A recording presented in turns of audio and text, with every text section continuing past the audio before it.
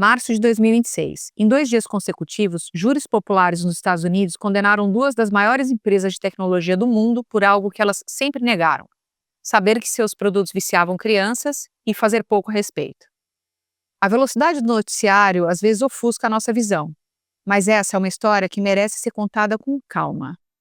Pela primeira vez desde o surgimento das redes sociais, um júri considerou gigantes da tecnologia responsáveis por criar produtos viciantes para crianças e jovens.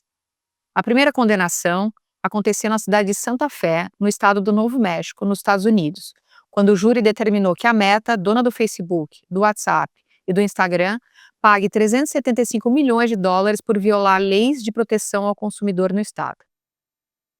No dia seguinte, o júri de Los Angeles condenou a Meta e o YouTube ao pagamento de 6 milhões de dólares a uma única jovem. A negligência no design das plataformas teria causado danos severos à sua saúde mental ao longo de vários anos. No caso do Novo México, a pergunta foi simples: a Meta mentiu conscientemente aos consumidores do Novo México sobre a segurança dos seus produtos? A resposta do júri popular foi: sim, a Meta mentiu. Desta vez, Meta e YouTube não foram processados em razão de conteúdos nocivos publicados por seus usuários nas plataformas, mas por declarações falsas da própria empresa sobre sua suposta falta de conhecimento de falhas de segurança. Por exemplo, a arquitetura viciante de suas interfaces, como a rolagem infinita, e o fato de seus algoritmos também viciarem. O que essas condenações significam de fato? Para falar com a gente sobre o julgamento das Big Techs, convidamos Carolina Rossini. A Carolina é especialista em Direito da Tecnologia. Ela é brasileira, mora nos Estados Unidos, onde é professora na Escola de Direito da Universidade de Boston e diretora de programas de tecnologia de interesse público na Universidade de Massachusetts. Eu sou Fernanda Serávulo, fundadora do Lab for Girls. Durante mais de 20 anos, fui executiva de Big Techs no Brasil, na América Latina, nos Estados Unidos e no Japão.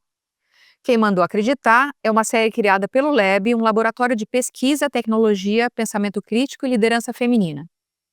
A série, publicada no YouTube e nas plataformas de áudio, é um exercício de imaginação e pensamento, um diálogo com agentes de mudança em busca de estratégias para conquistar o nosso tempo de volta. Carolina, é um prazer te receber no Quem Mandou Acreditar. Prazer é meu, Fernanda. Ótimo estar aqui com vocês discutindo um tópico tão interessante e relevante hoje em dia. A gente passa em média 3 horas e meia por dia nas redes sociais no Brasil. Somos o segundo país do mundo em tempo de uso na modalidade esportiva de surf digital. A gente é uma potência na economia de criadores de conteúdo. E muitos dos nossos adolescentes que vão votar pela primeira vez agora se informam sobre os candidatos à eleição através do TikTok. Diante desse cenário, você diria que a gente tem que estar preocupado ou orgulhoso com a nossa participação nas redes sociais? Pois é, né, Fernanda? Eu acho que, na verdade, depende muito do que a gente está fazendo online, como a gente utiliza isso, né?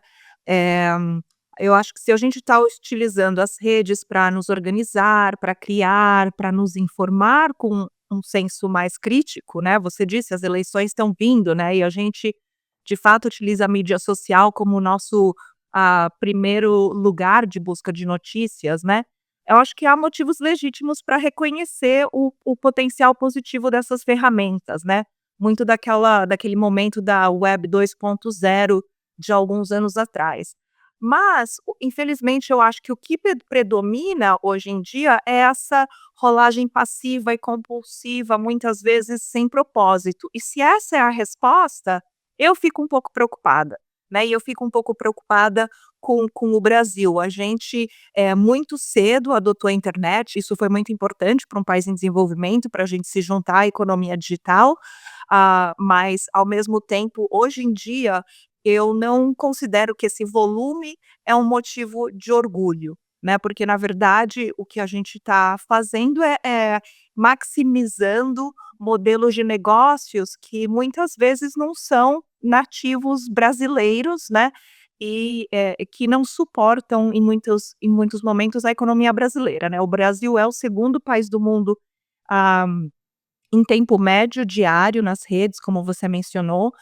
Isso significa que, na verdade, a gente é um dos maiores mercados de extração dos dados e mercados de atenção do planeta, né? As plataformas, que a maioria são internacionais, né, o Brasil tem poucas empresas que são consideradas unicórnios, foram projetadas para manter a gente conectado o maior tempo possível, porque o modelo de negócio é a questão da publicidade, né, e o fato que os adolescentes e as crianças se informam sobre candidatos pelo TikTok, eu não sei se isso é de fato democratização da informação ou se é simplesmente mais captura da atenção por esses algoritmos, né.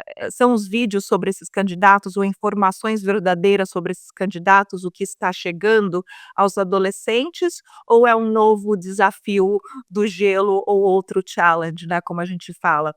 Agora, sobre a questão dos influencers que você mencionou, dos influenciadores, né, que a gente chama da economia dos criadores, né, eh, eu também acho que não é só flores.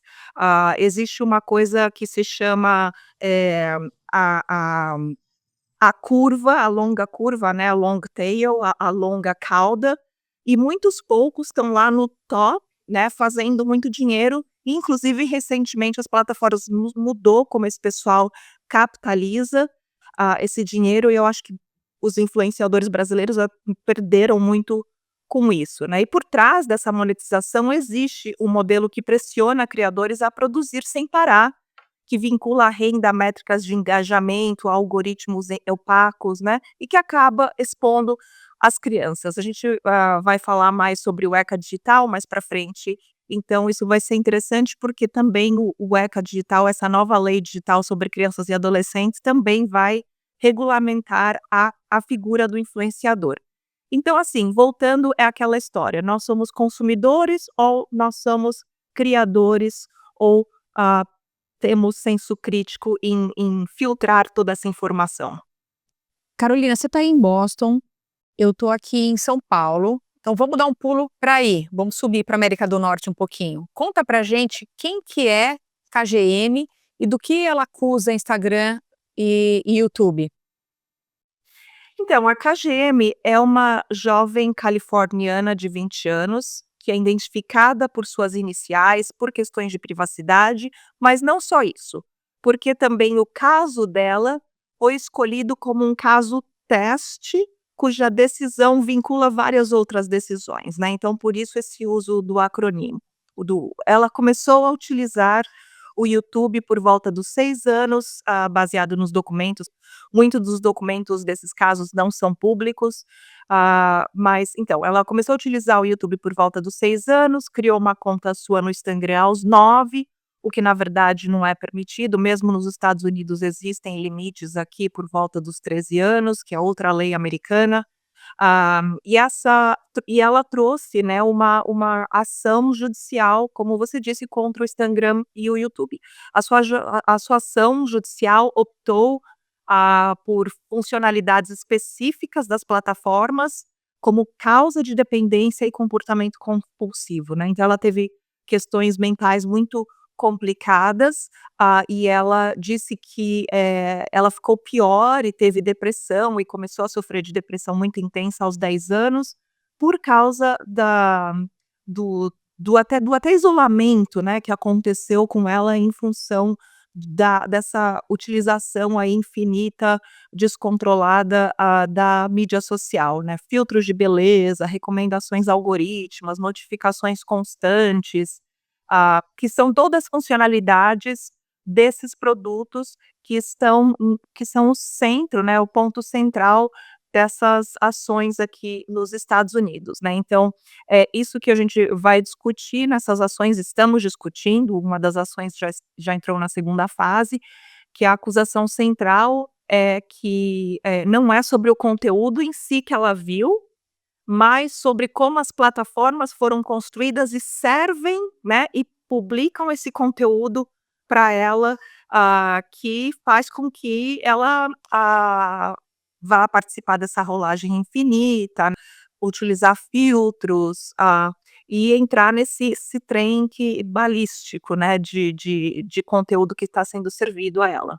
Então quer dizer que esse júri condenou essas empresas, as big techs, por que exatamente? Não foi pelo conteúdo, foi pelo que você está falando, pelo design, pela arquitetura?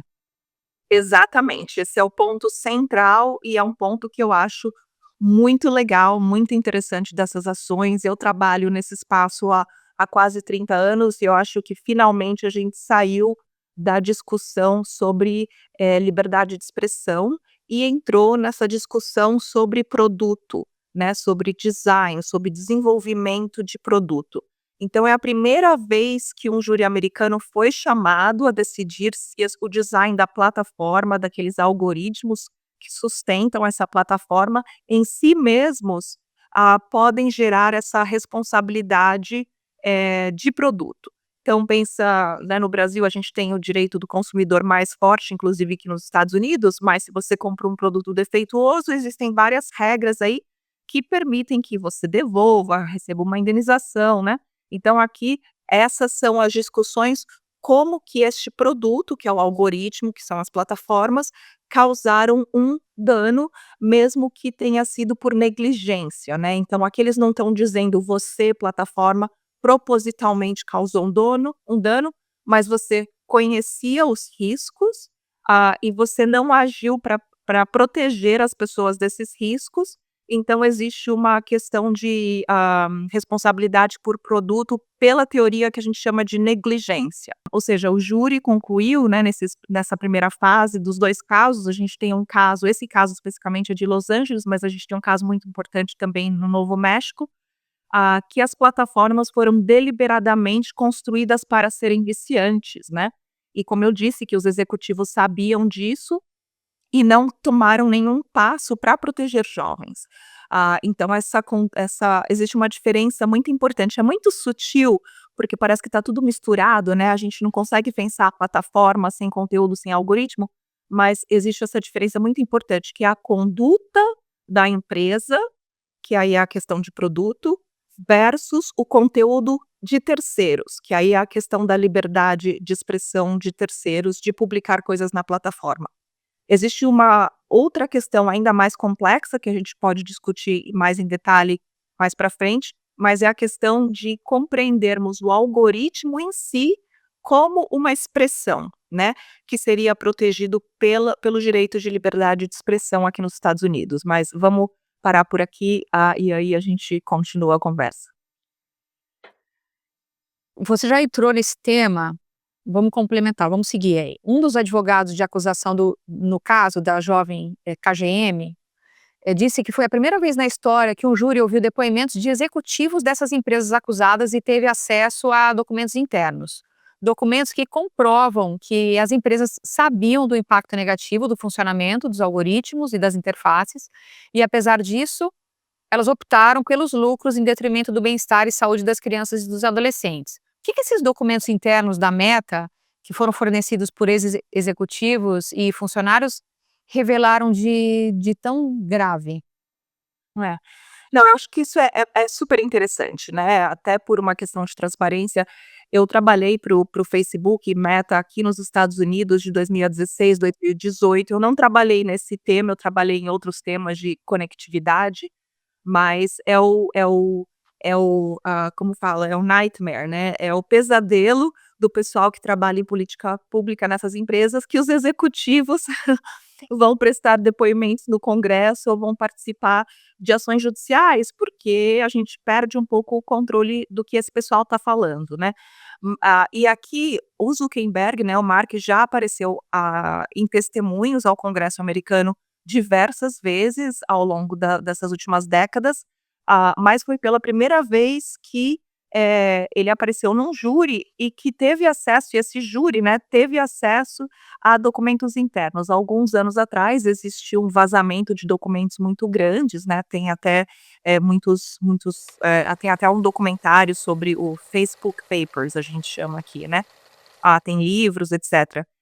E o júri teve acesso a muitos desses documentos. Então esses documentos incluem e-mails de engenheiros alertando sobre essa possibilidade de autolesão, né, das crianças e dos adolescentes, e inclusive propostas de segurança feitas por esses engenheiros, feitas pelos desenvolvedores de software, que foram rejeitadas pelos líderes, né, pelo Mark Zuckerberg, que queriam priorizar, engajamento e não, em detrimento à proteção dos usuários, né. Uma das coisas que o Zuckerberg, que o Mark, disse ao Congresso americano em um dos testemunhos, foi que, na verdade, eles fizeram pesquisas, e essas empresas, de fato, fazem muitas pesquisas ou financiam muitas pesquisas por, inclusive, centros acadêmicos, sociedade civil, sociedade de pesquisa aqui nos Estados Unidos, no Brasil também, mas todas as pesquisas bancadas pelo Meta, disseram que esse detrimento ou que essa dependência às mídias sociais, tinham não tinham danos que eram inconclusivos, né. Na verdade, assim, eles não chegaram a nenhuma resposta conclusiva se causa algum dano ou não, se causa algum detrimento à saúde mental, ou não. Mas quando algo é inconclusivo, isso simplesmente pode significar que faltam dados ou faltam estudos. Não é que o impacto negativo simplesmente não existe, significa que a gente ainda não entende o que de fato está acontecendo. E os materiais de orientação dados aos jovens, aos pais, acabaram omitindo muito dos riscos que eram conhecidos, que estavam documentados nesses estudos, como riscos potenciais, como, por exemplo, riscos de aliciamento, que aconteceu muito aqui nos Estados Unidos. Inclusive, pesquisadores brasileiros que estavam em Harvard na época fizeram um estudo muito grande de aliciamento por exemplo, grupos terroristas, né? E há outros riscos de exploração sexual de menores, que são exemplos, que os resultados são mais conclusivos, em termos de saber que esses riscos de fato existem. Ou seja, esses documentos provam, né, que a empresa sabia e sabe que riscos existem, mas decidiu não agir, né, e a gravidade, reside principalmente nessa combinação do conhecimento corporativo, né, do conhecimento da empresa, direcionamento deliberado a menores daqueles serviços, né, daquelas, funcionalidades, e a negação pública que riscos existem. Por isso que a gente cai aí nessa ideia da negligência. Carol, a defesa da KGM, ela acusou as empresas, ela comparou a natureza viciante desses elementos de design, como scroll infinito, aos cigarros e aos cassinos, que é uma metáfora, que lógico, a gente pode tirar algumas coisas que se aplicam e outras não tanto, mas, essa foi uma metáfora que ajuda as pessoas a entenderem do que elas estão falando, né. A Meta e o YouTube foram condenadas a pagar juntas 6 milhões de dólares para a jovem que alegou que o uso das plataformas, como você falou, né, a expôs à ansiedade, à depressão, ao isolamento. Essa soma é muito ou é pouco para essas empresas? Então, acho que depende da perspectiva, né, Fer. Para empresas é irrelevante, infelizmente. A gente vê aí um histórico de multas, de penalidades sendo aplicadas plataformas nos Estados Unidos, na Europa. Na Europa, em casos de anticoncorrência, já chegaram a bilhões, né, e esses valores viram o que a gente chama um erro de arredondamento, né, o custo operacional, para essas empresas. Ai, porque 375 milhões e 375 milhões sai do quê, né, como eu disse, o caso dela é um caso teste para várias outras ações, né, e dozenas de outras ações. Então multiplicando tudo isso, vai dar 375 milhões saindo dessa primeira, gama de casos, de Los Angeles. Tem muitos outros casos esse ano, a gente vai ver aí pelo menos 2.000 casos aí nos Estados Unidos só esse ano sobre esse tema, ao redor dos Estados Unidos, né, tem em Washington, tem em Seattle, tem em vários lugares. Eh, então esses 375 milhões contra uma empresa que vale 1,5 trilhões de dólares, e é interessante que até as ações, o valor das ações do Meta subiu no dia que o outro veredito de Novo México, que aconteceu no dia seguinte do de Califórnia, saiu, né. Então isso é dizendo que o mercado ainda está suportando, apoiando aquelas empresas. Só que se a gente pensar do ponto de vista da KGM, da sua família, 6 milhões não é simbólico, né, tratamentos de saúde mental são caros, prolongados, frequentemente inacessíveis a muitas pessoas. Então uma indenização desse porte pode sim contribuir, né, ao cuidado com essas pessoas. Infelizmente, em casos mais graves, talvez não, mas nesse sentido de tratamento aí por alguns anos, isso ajuda. Então acho que essa dimensão que eu chamo de quase uma justiça reparadora, uma justiça distributiva no nível individual, eu acho que não deve ser minimizada. Mas, de novo, nesse plano sistêmico, eh, ele não é tão grande, mas o que vale é o precedente, né, ou seja, esses precedentes de Los Angeles, da KGM e de Novo México, são casos testes representativos que vão ser a base para mais de 2.000 outros autores, famílias, escolas, distritos escolares, né, que é um efeito dominó aqui nos Estados Unidos, de casos que vão existir. Agora, uma coisa que é interessante mencionar, Fernanda, é que a segunda fase do julgamento acontecendo em Novo México, começou agora em maio, então a gente está bem de olho aqui. E o que está acontecendo em termos de imposição de valores, de custos, além de mudanças do produto em si, a Procuradoria do Novo México apresentou um plano de reparação, que chama abatement aqui, de 3,7 bilhões de dólares, com duração de mais ou menos 15 anos para a implementação, que vai envolver mudança nos algoritmos, mudança nas funcionalidades, ajuda a comunidade. Então acho que vai ser bem interessante aí se essa parceria entre a empresa e o estado e as comunidades rolar, né, para proteger, as crianças e os adolescentes. Então eu acho que isso é muito interessante, se a gente mudar o foco. "Ah, 6 milhões é suficiente ou não? Para, ok, qual que é o plano de retorno e de melhoria das condições daquelas comunidades que estão sendo afetadas?" Você falou que no dia seguinte do julgamento a ação da Meta subiu. Quando a gente olha para as empresas de tecnologia, as Big Techs, a gente chama elas de gigantes, mas, usamos mais Big Tech aqui no Brasil também do que qualquer outro, título, nome. Se a gente volta para trás, talvez 30 anos aí, a gente tem talvez na indústria do tabaco, na indústria automotiva, equivalências aí, né, entre o que essas empresas representavam para a economia. Então, tabaco lá atrás, Big Tech agora. Inclusive essa foi uma analogia, que foi feita durante o julgamento, né. Eh, a gente ouviu isso dos tomadores, que a atitude dos tomadores de decisão e o impacto nocivo dessas redes, ela teria sido equivalente ao que a indústria do tabaco fez nos anos 90. O que que isso significa? O que que uma comparação como essas ajuda a iluminar para as pessoas que têm filho em casa ou elas mesmas que consomem, o conteúdo e não entendem o que que é isso, o que que é design, o que que é UX, o que que onde isso ajuda e onde está o limite da compreensão desses casos através dessa comparação? Com certeza, eu acho que, como advogada, né, a gente sempre tenta utilizar e criar analogias para as pessoas entenderem tópicos que são complicados. Obviamente, essas analogias têm seus limites, né, tanto a analogia com a questão dos jogos de vício, dos jogos de azar, dos cassinos, quanto a do tabaco, são importantes, mas elas são limitadas em si.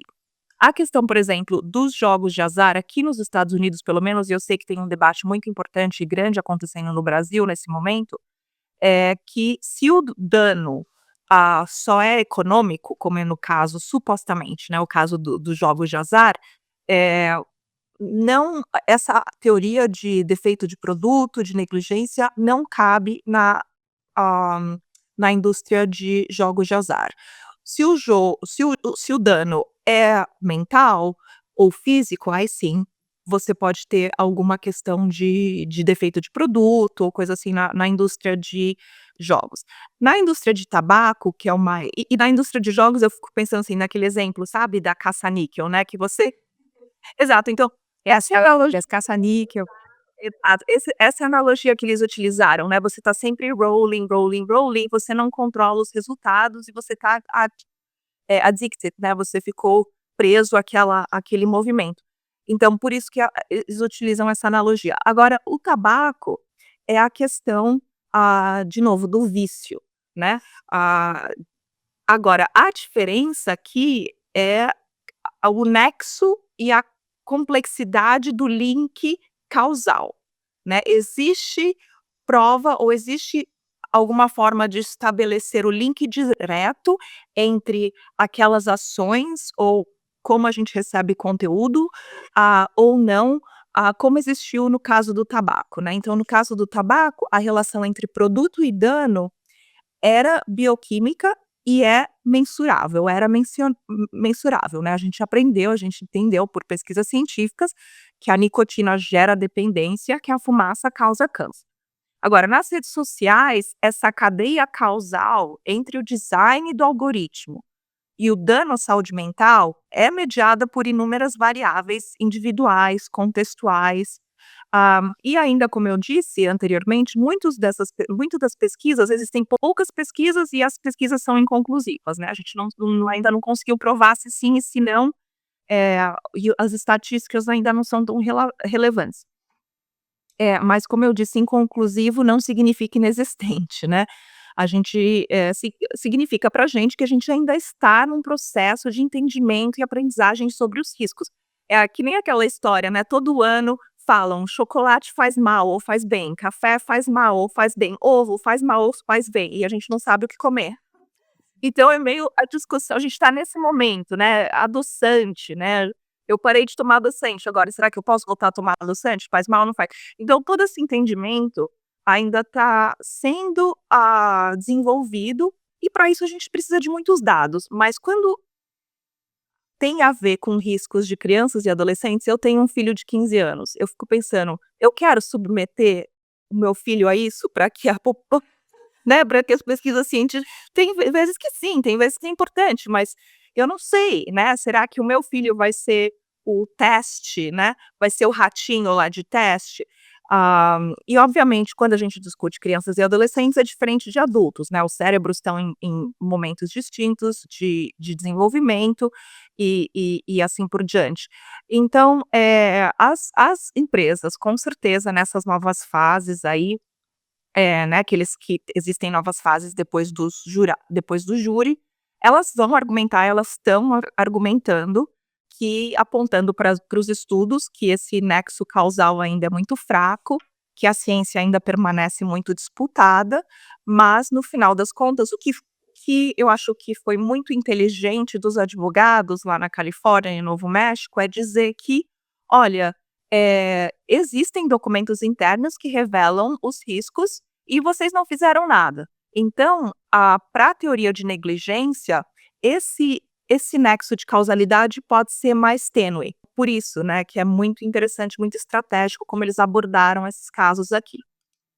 Foram sagazes. Como você falou, né, tudo depende também do volume de investimento que você faz nesse tipo de pesquisa, porque para fazer pesquisa e investimento em formato publicitário que funciona para provar para as marcas, o dinheiro existe. Aí vai levar um pouco mais de tempo para você provar o impacto que isso tem na vida dos adolescentes, ok. E na nossa também, né. É. Eu acho que tem tanta coisa, né, Fê, que a gente ainda não provou, hoje em dia mesmo, né, toda a história toda e ainda mais o cérebro. O cérebro é um dos nossos órgãos mais complicados e menos estudados. Hoje em dia você vê pesquisas de Parkinson e outras doenças, degenerativas no cérebro associados com inclusive aonde você mora, a água que você toma, né, ou seja, como aqueles elementos externos ativam genes seus, ou seja, a gente ainda está aprendendo muito como o nosso cérebro funciona. Mas a questão de novo, a gente quer submeter as nossas crianças e adolescentes a esse teste ou não, né, aí é uma questão até de responsabilidade social e de financiamento para isso, quem está financiando essas pesquisas, né. É. As Big Techs dizem que o algoritmo é uma forma de expressão, comparando com um editorial de jornal, e que por isso elas não podem ser responsabilizadas pelo funcionamento desses algoritmos. Isso faz sentido? Então, esse é o pulo do gato aqui, né, essa é a parte mais difícil e com mais nuance dessa discussão, toda. Então me perdoem aí a seus ouvintes se eu, vou vestir aqui o meu chapéu de advogada, de professora, mas eu prometo que eu tento manter isso o mais fácil possível. Então, esse argumento é um argumento nos Estados Unidos, diferentemente até do Brasil ou da Europa, a questão de liberdade de expressão é central à cultura, né. Em direitos humanos, por exemplo, privacidade e liberdade de expressão estão no mesmo patamar. Aqui nos Estados Unidos, liberdade de expressão está acima de tudo, né. Então tudo aqui vira uma discussão sobre liberdade de expressão, que está inclusive na primeira emenda aqui, né, a Constituição, o First Amendment, à Constituição dos Estados Unidos.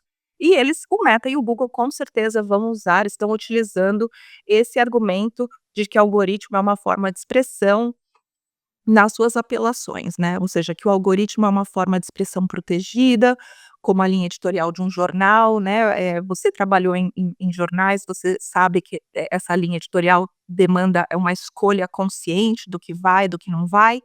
E se, de fato, os juízes, talvez isso chegue na Suprema Corte, né, entendam, que o algoritmo em si, né, que aquele código, que aquela formulação matemática é uma expressão, o governo não vai poder obrigar as empresas a redesenhá-lo, né. Então todo aquele redesenhamento, aquele redesign, o novo desenvolvimento do algoritmo não poderá ser feito. Mas vamos explicar um pouquinho o que está acontecendo aqui e qual que está o estado dessa discussão, tá?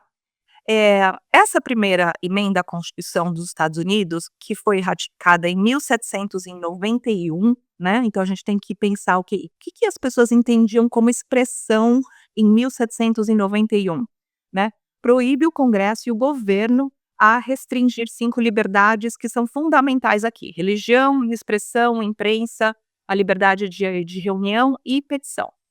Mas é importante dizer que essa questão está longe de ser resolvida nos Estados Unidos, porque existe um debate muito grande hoje em dia, inclusive, com um caso saindo da Corte Suprema aqui nos Estados Unidos, do que expressão significa hoje em dia e o que expressão significa, nesse meio de tecnologia. E essa conversa está ficando ainda mais complexa com essa rápida adoção de inteligência artificial aqui, né. Existem até casos na área de direito autoral, se os desenhos, as figuras que saem criadas de AI são de AI, né, eu não sei, são, protegidas, são criativas e aí são expressões e protegidas ou não.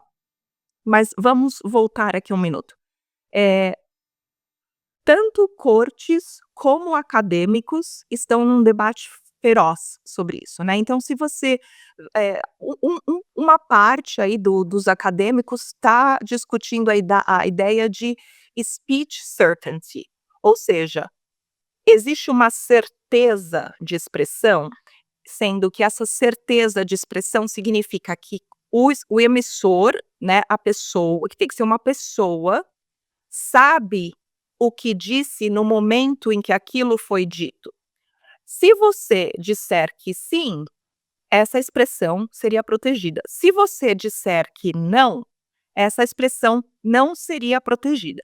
Então, por exemplo, esses autores que defendem essa versão, o que nesse caso diria que os algoritmos não são expressão, tá? E aí não seriam protegidos por liberdade de expressão. Eles argumentam que, diferentemente de alguns códigos de computadores tradicionais, e fórmulas que são fórmulas matemáticas mais simples, 1 mais 1 é 2, você tem essa certeza do resultado daquela fórmula matemática, daquele algoritmo. Agora, nesses algoritmos mais complexos, a gente tem menos e menos certeza, principalmente os algoritmos de pontas e as inteligências artificiais de larga escala, né, que baseiam em machine learning. Eh, os programadores sabem menos e menos por que um resultado é aquele resultado. Pode ser que o programador de um algoritmo, no caso das redes sociais, fale assim: "Olha, se você tem um like, é 1 ponto. Se você tem um comment, um comentário, é 2 pontos. Se você tem uma redistribuição, um reshare, é 3 pontos", né, e aí ele faz o bump daquele conteúdo com base nesses números. Mas ainda ele não sabe o que é aquele conteúdo em si daquele post. né? Então, se ele não sabe o conteúdo em si daquele post que está sendo promovido, não seria protegido. Ok, será que eu já te perdi, Fê? Não, eu tô acompanhando. Então, ótimo. O que aconteceu aqui é que, por exemplo, em 2024, a Suprema Corte aqui nos Estados Unidos teve umas leis, se você lembra, teve muita discussão aqui nos Estados Unidos sobre a questão de fake news no momento de eleições, né? Coisas que Tudo bem. muito no com as coisas que a gente trabalha, né? Então, tem toda essa questão de que Google, Facebook estavam promovendo conteúdo dos democratas ou conteúdos republicanos, etc, etc. Aí, alguns estados queriam criar leis aí falando que eles não podem dar preferência. Em tudo esse debate parou na Suprema Corte aqui nos Estados Unidos em 2024. A corte, nesse caso, reconheceu que as decisões de moderação e curadoria de conteúdos pelas plataformas, naquele momento, lembra que a gente já está há alguns anos atrás, e se foi parar na Suprema Corte, esse caso já estava rolando aí por alguns anos, tinham algum caráter expressivo e poderiam talvez ser protegidas pela primeira emenda, né, pelo First Amendment. Entretanto, a corte reconheceu que ela não tinha condições e que nós não tínhamos as ferramentas jurídicas, as condições técnicas, o conhecimento técnico e as ferramentas jurídicas para resolver isso. Então, isso ainda está aberto, né? E uma das coisas que, trabalhando em tecnologia, né, direito e tecnologia, como eu trabalho há quase 30 anos hoje em dia, a gente sabe que esse conhecimento continua evoluindo, né? A gente sabe mais ou menos. Só que, como eu disse, né, a gente ainda tem essa história do black box, né, das inteligências artificiais de ponta. Então, foi muito interessante que nessa a decisão da Suprema Corte, o juiz concluiu seu voto falando: quem está falando aqui, né? Quem está se expressando? É o algoritmo ou a pessoa que o programou? Né? E detalhe, esses algoritmos de ponta são milhares de pessoas, além dos algoritmos eles mesmos, né? Vocês devem ter acompanhado o caso da Anthropic aí, que por alguns momentos teve um vazamento e eles descobriram que muito do cloud é programado pelo próprio cloud, né? Anyway, então existem essa disputa acadêmica entre ser protegido, não ser fala protegida, ser fala protegida, e isso que agora vai ser a discussão central aí aqui nos Estados Unidos. Agora, aí no Brasil vai ser interessante porque aqui, enquanto nos Estados Unidos a própria definição do que é expressão está sendo rediscutida, essa incerteza jurídica é uma das razões pelas quais o próprio Brasil adotou o ECA digital, né, que é a nossa lei digital aí para criança e adolescente. Em vez de esperar que os tribunais resolvam, e ainda mais que no Brasil o que um tribunal resolve não é vinculativo a outro tribunal, se um algoritmo é fala ou é produto, não interessa. A lei brasileira já estabelece obrigações de segurança para as plataformas, independentemente desse debate. Então, isso vai ser muito interessante aí no Brasil. Carol, você não me perdeu, mas foi impossível não pensar em ficção científica, nos androides tomando conta do mundo e em como a máquina, eu pensei até em Frankenstein, a máquina se aposta do seu dono, né? Assim, é impossível você não ir para esse lugar. É muito complexo mesmo, mas foi muito didática a tua explicação. Vamos voltar um pouquinho pro julgamento aí. Depois que a Meta foi condenada, TikTok e Snapchat fizeram um acordo antes, né? Acho que é importante a gente ressaltar aqui também, porque nem todo mundo acompanhou, mas esses aplicativos são muito relevantes para os jovens, especialmente para os jovens aqui, a gente não pode perder eles de vista. Mas vamos voltar para a Meta. A Meta, por meio de uma porta-voz, discordou do veredito, que a considerou culpada. Afirmou que não é culpada e que vai apelar. Eles alegam que a saúde mental dos adolescentes é profundamente complexa, como você falou também aqui, né? Que sua degradação não pode ser atribuída ao uso de um único aplicativo. Eles disseram, quote, seguimos confiantes no nosso histórico de capacidade para proteger os adolescentes online. Existe consenso científico hoje de que as redes sociais fazem mal para os adolescentes? Ou isso ainda está sendo disputado? O que você pensa sobre isso? Pois é, isso é super difícil, né? E de novo, por isso que a questão da adoção da teoria de negligência foi outro pulo do gato aí desses advogados, porque eles falaram: olha, pode ser que o link causal não esteja presente ou seja muito difícil de provar. Só que como eles sabem que algum risco, que algum impacto negativo de fato existe, eles deveriam ter feito alguma coisa ou pelo menos ter transparência sobre esses possíveis impactos, né. Isso é uma discussão muito grande na área de inteligência artificial. Vamos ter mais transparência sobre os produtos para que as pessoas possam tomar decisões mais conscientes sobre adotá-los e como adotá-los. A evidência científica sobre redes, sociais e saúde mental, juvenil especificamente, né, vamos centrar nisso, porque como eu disse, né, o cérebro, né, ainda está se desenvolvendo aí há pelo menos até os 25 anos, né. É real, existe, mas ela é complexa, né. Tem uma acadêmica excelente da Inglaterra que fez muitas pesquisas, com grandes, samples, né, com grandes grupos numericamente de adolescentes nessa área, por exemplo, e ela tem alguns livros publicados sobre isso.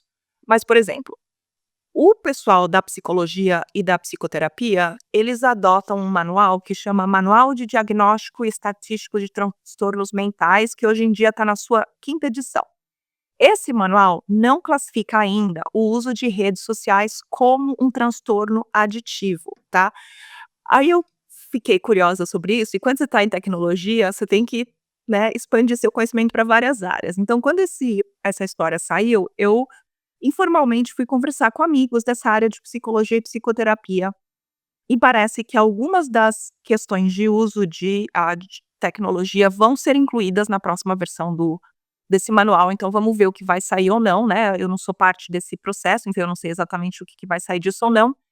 E em termos de anedotas, eu tenho colegas que trabalham aí no Brasil nas varas de criança e adolescente, né, nas cortes aí brasileiras que lidam com família e crianças e adolescentes.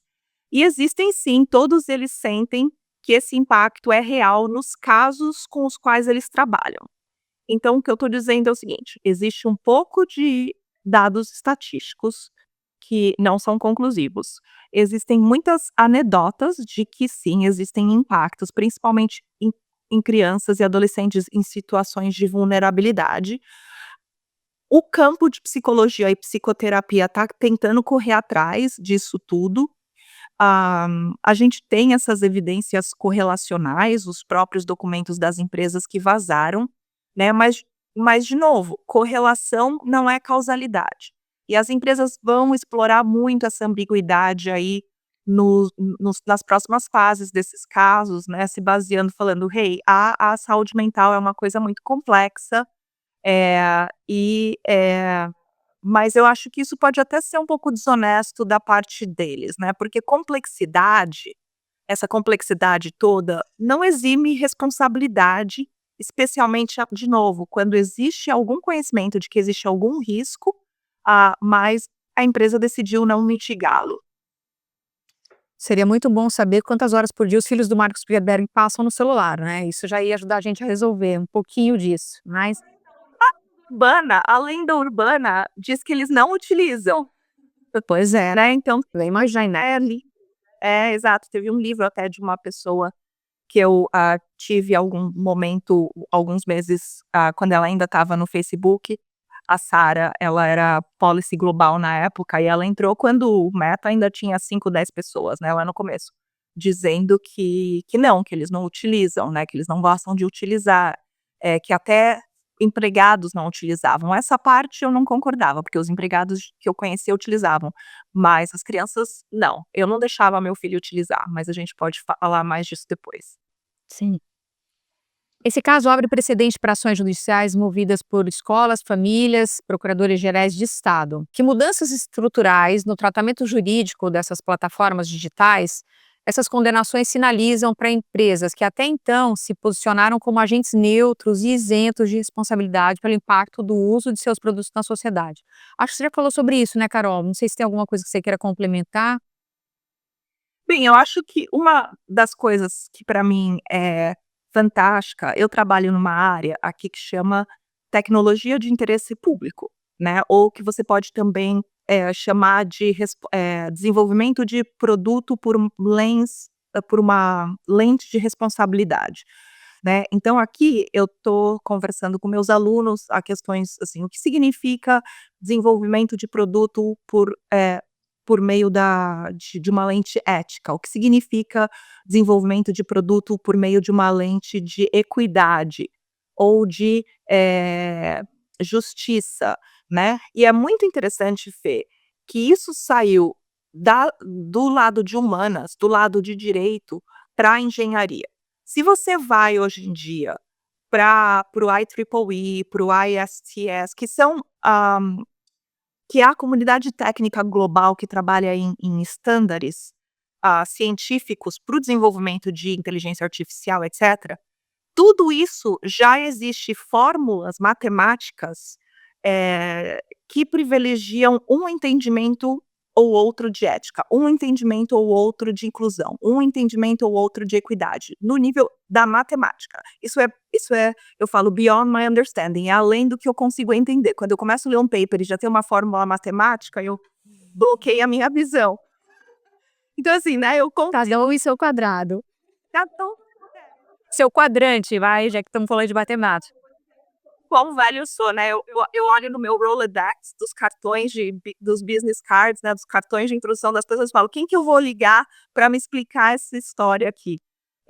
Mas isso mostra pra gente que essa história de neutralidade de tecnologia não existe, não é? Que a gente faz opções. Aqui nos Estados Unidos, por exemplo, existiu uma investigação muito grande sobre inteligência artificial utilizada para algo que chama predictive policing, policiamento preditivo, né, que estava fazendo várias falsas identificações de negros aqui nos Estados Unidos, dizendo que essa população tinha mais risco de voltar à criminalidade que branco.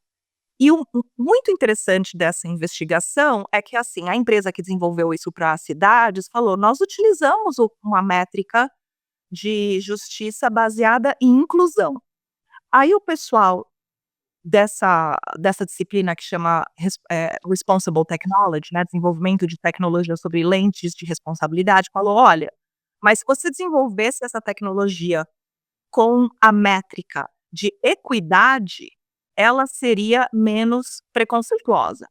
Então isso é muito legal, Fê, porque assim, a gente hoje em dia sabe que tecnologia não é neutra e que existem opções a ser feitas em como a gente desenvolve essa tecnologia. Para entrar no a gente está caminhando para o final, vamos falar um pouquinho de eca digital agora, né, porque conforme você fala, lendo tudo isso, para mim está muito claro que o principal ganho disso é a mensagem.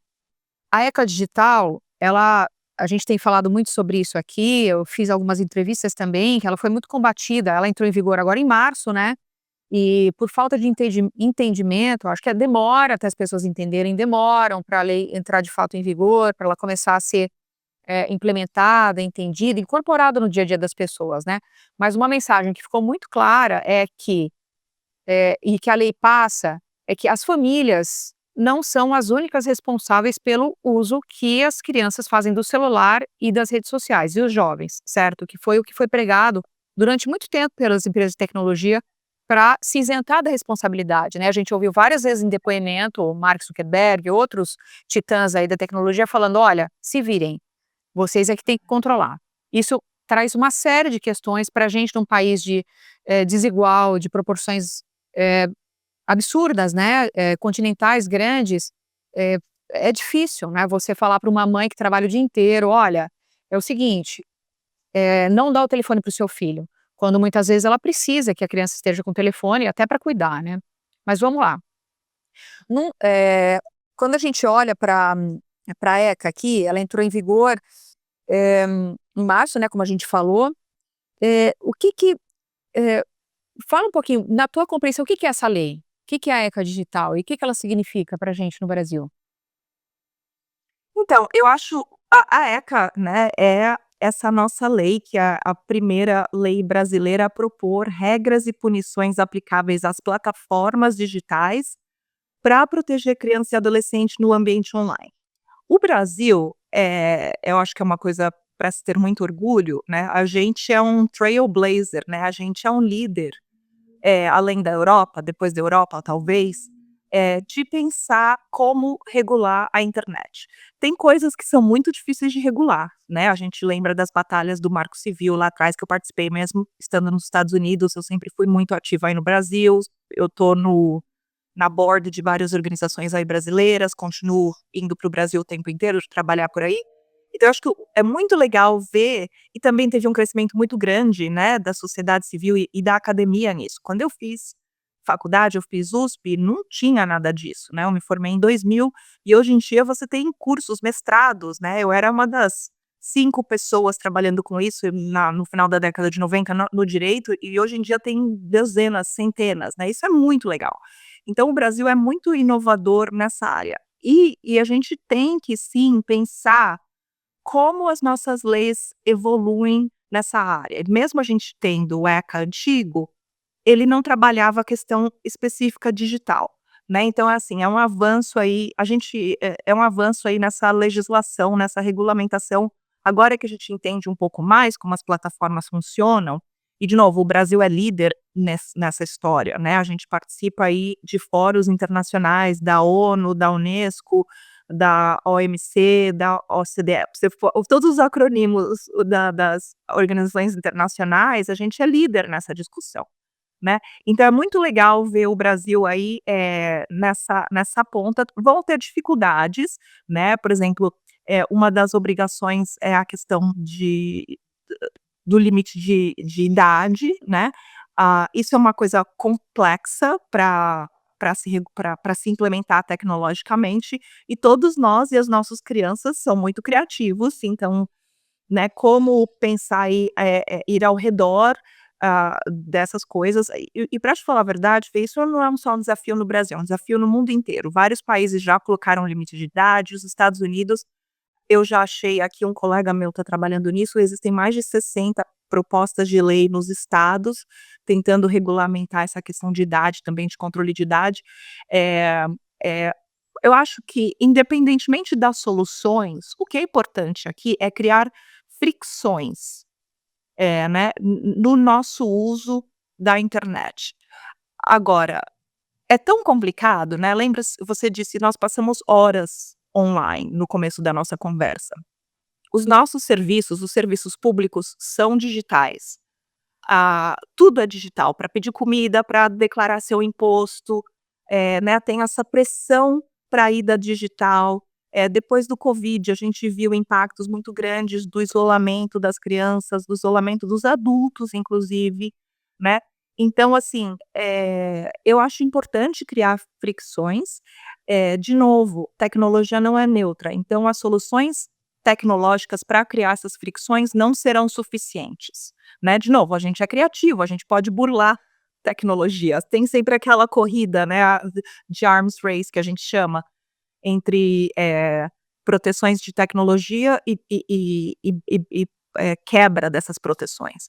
Então por isso que é importante isso que você disse, da comunidade, dessa responsabilidade compartilhada, dessa responsabilidade não ser só das famílias, porque, eu que trabalho na área, eu tenho dúvidas e longas discussões aqui em casa com meu filho e com o marido. O meu marido, como a gente vai fazer, o que que a gente vai adotar, qual vai ser o regime que a gente para o Noah, que é meu filho, né. Tenho discussões longas com amigos, né. Uma coisa é a teoria, outra coisa é a prática no seu dia a dia e para sua família. Eh, e uma das coisas que eu vi muito aqui nos Estados Unidos, especialmente em comunidades vulneráveis, é isso que você disse, eu ia num restaurante, alguma coisa, tinha uma mãe sozinha com um bebê, a mãe estava tentando comer e deu o iPad, deu o telefone para a criança. Você pode julgar isso? Não, né, você não sabe a condição daquela mãe, tanto em termos de conhecimento, quanto em termos de infraestrutura para ajudar a criar aquela criança. Então eu sempre achei um pouco cruel, colocar a responsabilidade completa na família, né. Como você disse, especialmente no Brasil, que a nossa comunidade vulnerável, são tão grandes.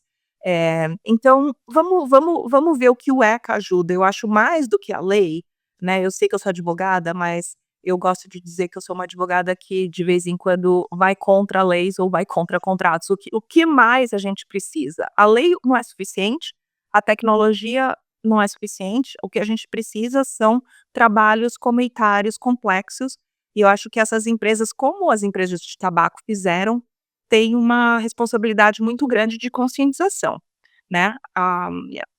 Isso que você falou me lembra bem. As pessoas que fumam, elas sabem hoje que quando elas fumam, elas podem de alguma forma comprometer, alguma coisa, né, na saúde delas.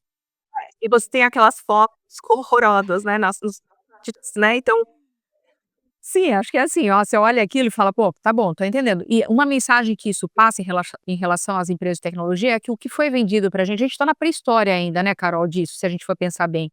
É recente, mas não é porque é recente, ser jovem não é uma desculpa para não regulamentar e não tratar, dar o devido tratamento, porque a tecnologia, a gente está na tecnologia, a gente se conhece há muitos anos por causa da tecnologia também, né, nós estamos aí, nessa toada há muito tempo. Mas isso, em relação às redes sociais, ela sempre foi apresentada pra gente várias outras plataformas ou, apps, etcétera. "Olha, é de graça, vai lá e usa". Não é de graça, a gente tem que saber que isso não é de graça, né, os nossos dados, eles têm um valor absurdo. Acho que é importante a gente pensar que informação, dados, hoje, têm o mesmo valor que o petróleo, tinha lá atrás, porque agora agora a gente já está mudando, né. E você colocar suas informações lá ou usar, tem um valor para essas empresas, né, a gente fala de economia de atenção, tudo mais. A gente não está falando para não usar, mesmo porque a internet deu espaço e voz para muita gente que não tinha, né. Quando eu trago esse tema, assim como a questão da liberdade de expressão e do controle, que é um argumento pesado, as pessoas falam: "Nós não vamos viver mais sem internet e sem as redes sociais", não vamos mesmo, mas o que que vai virar? Quais são as salvaguardas? Que tipo de decisão consciente que a gente pode vir a tomar, né? exato.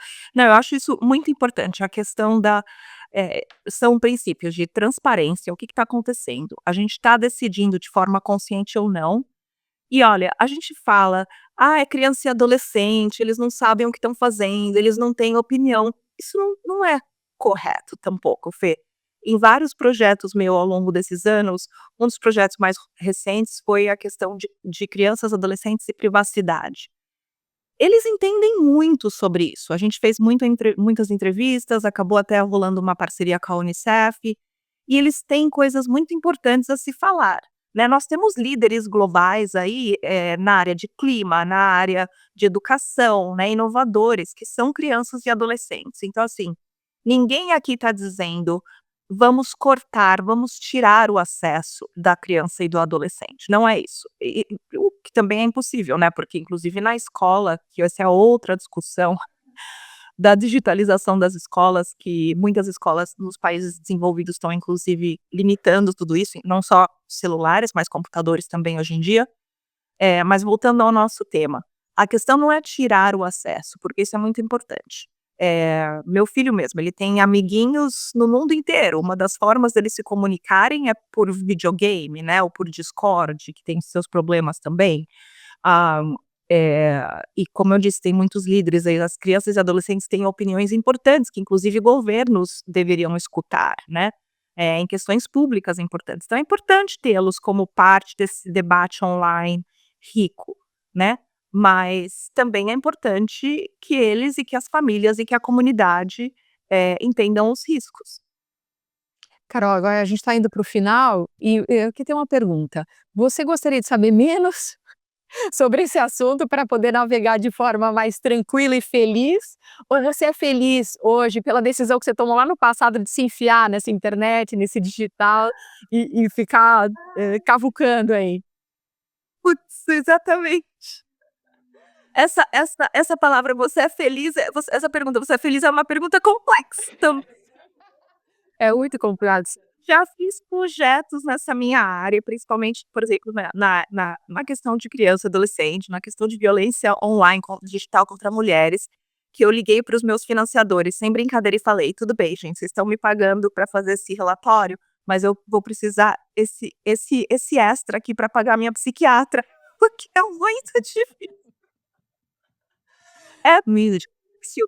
E tendo um filho, né, nesse momento que pegou aí a passada do elementary school, né, pro middle school e agora ele tá no colegial, no high school, que enfrentou covid por 2 anos, né, é uma coisa muito complicada, né. A gente aqui em casa, a gente limita, então, por exemplo, jogos, 2 horas no sábado, 2 horas no domingo. Ele é uma pessoa que participa muito aqui de casa das decisões, coitado, né, imagina 2 pessoas trabalhando nessa área durante o covid, ele falou: "Vocês são too much, vocês são demais da conta". Aqui em casa passa de jornalista exilado do Egito, até gente da Polônia, gente do Brasil, então, os finais de semana que são agitados nessa área. Então eu brinco, eu tive um jantar aqui recente com umas pessoas muito legais, que a gente está em Boston, você tem acesso a pessoas muito brilhantes, né.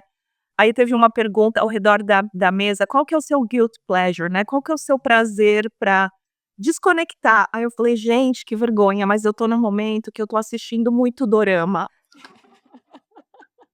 Muito bom.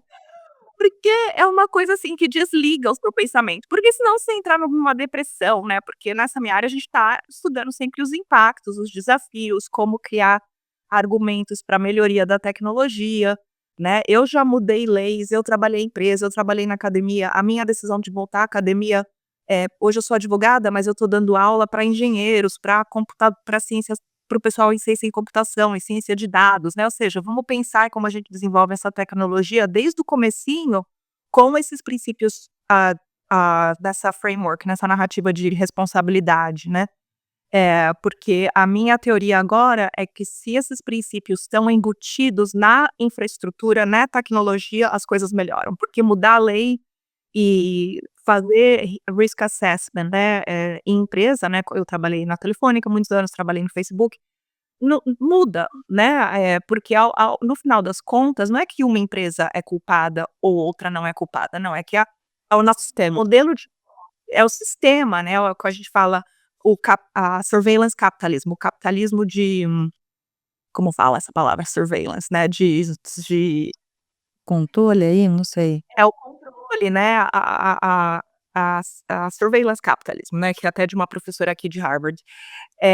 E esse modelo de negócio, que é um modelo de negócio muito agressor, como você disse, né, a questão do dados sendo o novo óleo, né.